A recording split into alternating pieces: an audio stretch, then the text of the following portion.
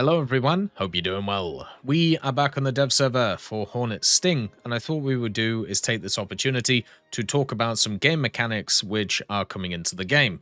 We looked at some of the naval mechanics that are coming in in the extras naval video because they are kind of crazy. They're fundamentally changing the aiming system in arcade and also fundamentally changing the damage system as well. So this video will focus on the game mechanics that they're adding in for ground and also aviation together. Both of them actually have a really interesting effect on the game, so why not have a look at them? First of all, we're going to bring out the Puma to show you the new drone mechanics that they are bringing in. And these ones are looking very powerful on top of many others that are here. Another thing to also mention is they've changed the smoke effects on the rounds when you hit stuff. So the effects of hits by shells of all calibers on all surfaces have been updated. So you can see here that it is so much better. Also, at the same time, they've changed a lot of sounds of older guns, so like the IS-2 and stuff like that, to the ones from about 10 years ago and kind of updated them to the new standard, which is really nice. I'll show you one of the problems with this kind of new shell effect though, because it's just kind of nuts. You won't be able to see anything if certain vehicles shoot at you. So if you have a look at this, look how much dust it kicks up in this vehicle. So yeah, it's something you're gonna have to kind of deal with. Because you just won't be able to see if a vehicle like this shoots at you, which is a bit rough. So let's talk about the drone mechanics. Obviously, they added these recon drones a little bit ago, and they're adding new functionality to them to make them even stronger than they are. So what you can do with a drone is obviously you can target an area, right? So let's say you see this vehicle over here. You have, of course, thermals to be able to see it easier, and you can mark on the ground where it is. Now you do that, if you actually switch back to your vehicle, you have a button here where you can click on it and it shows you what your drone is looking at. So it replaces your mini-map with what the drone is seeing. So that means that you can see the map while you are on a different area. So you can not zoom in, you can actually keep it over here and keep it away, and you could just use it as a way of scouting an area of the map, which is just completely crazy to think about for this type of technology. So it's really, really powerful going in. Another thing also, if you set it to hover and then also drag it down, you can stabilize the site if you really want to. So like this, so you can see what's there. Let's see. So the vehicle's there once again. Guess what? You can even use the thermals in the other site too. So you can see everything that's there. And it gives you a perfect picture of what's about. So if you zoom out, it shows you the zoom out picture too. So you can just track a whole area of the battlefield and at the same time be able to see what you're shooting at while you're on a different area. And if you are not interested in this view as well, you can just click and change to the map button so you can see the map as well. It shows you where you've targeted on the map, and I'm guessing if you're in a squad, eventually they're going to make it so you can use that as a targeting point in order to bring in munitions, which is just nuts. So yeah, it's something that is just going to be super powerful. You can see all the rounds coming in, right? Like to the area, and it just gives you a picture perfect look at what you're going to see. This is going to be insane. I don't know how else to put it. It's going to be really, really, really good. Another thing that they're also adding into ground that I should mention here is they are adding the ability to see the kind of destruction of enemy ammunition in the destruction log. So when you have like the log on the side, so when you destroy a vehicle, you have this over here, it will actually tell you when munitions have been destroyed. So if there's like a plane or a K-50 like over here shooting you with Vickers or something, and you hit it with rounds, but the rounds actually end up, hitting the Vickers coming in, it will actually tell you that you've destroyed them, which is kind of cool. So instead of you just living in a world where you don't know if you've destroyed them or not, now it'll be able to tell you. This should also be the same with bombs and also other munitions that are coming in. The other thing they're also doing is they're going to give a reward or destroying enemy ammunition to the game. So the reward is fixed. It doesn't depend on the player's vehicle, the type of ammunition, or the method of inception, but it will give you some SL, it will give you some research points, and also mission points too. Another thing that you will get is a combat reward, which is called Not On My Watch, and it's for destroying an enemy bomb weighing more than 5,000 kilos. That's also been added.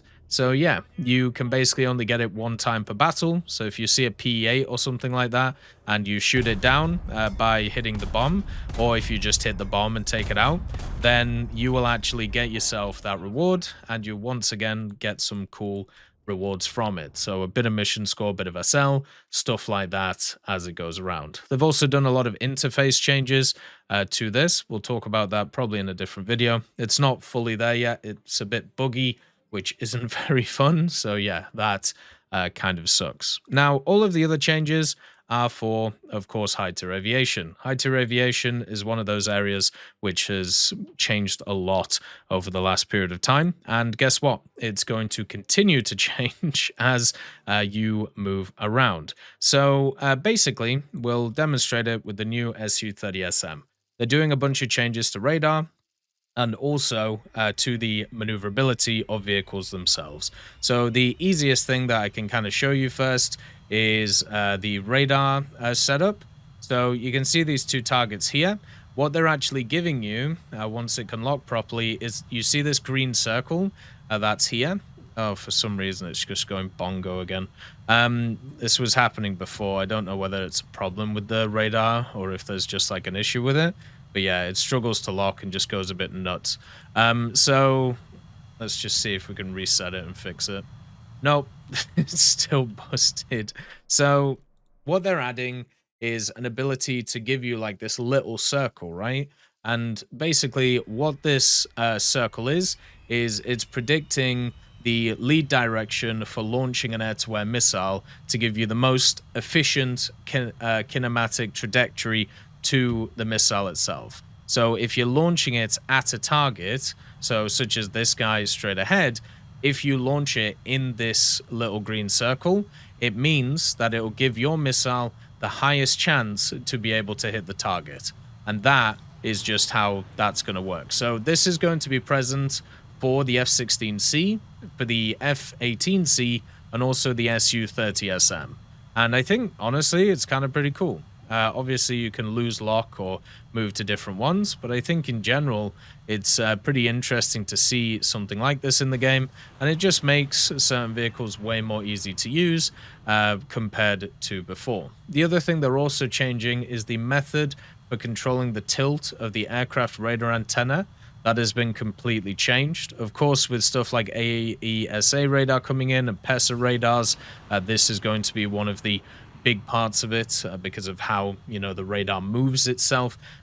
Basically, now the antenna stabilization mode by elevation angle relative to the world coordinates, and it can be enabled and disabled via a new control called Switch Radar IRST Gyro Stabilization on and off without going into the game settings itself. So, when it was before the constant elevation of radar antenna option, it was deactivated, and then when disabled, the antenna stabilizes relative to the aircraft, as it was before with the constant elevation of radar antenna.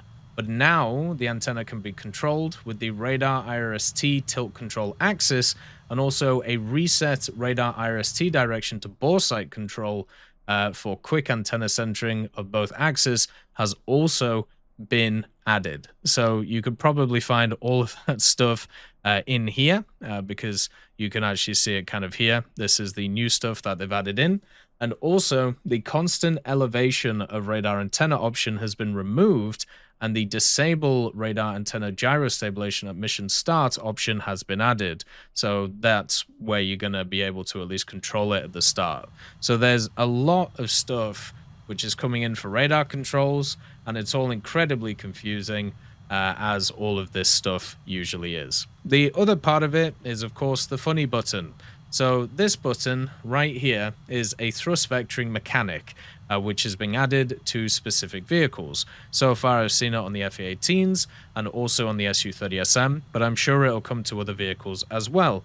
Basically, what this control does is it turns off your limiters. So you can use the control to disable the limitation on going beyond critical angles of attack, and also enables control of angular speeds. So if you are one of those people who is in like a dogfight with like a specific person, you're like, oh god, they're coming towards me, and you know, I want to outmaneuver them, you can switch it on, and then you can just remove all of the limiters from the aircraft and do some crazy maneuvers at medium speeds like this, and be able to actually like attack them with missiles and go around with it. So that's the general feeling of it. Whether it's actually going to work properly or not, we're going to have to see what kind of goes on. But I think in general, it's pretty cool from a dogfighting point of view. The only issue that I have personally with it is it just looks completely ridiculous, and I can't really see when it's actually going to be useful in a game like this.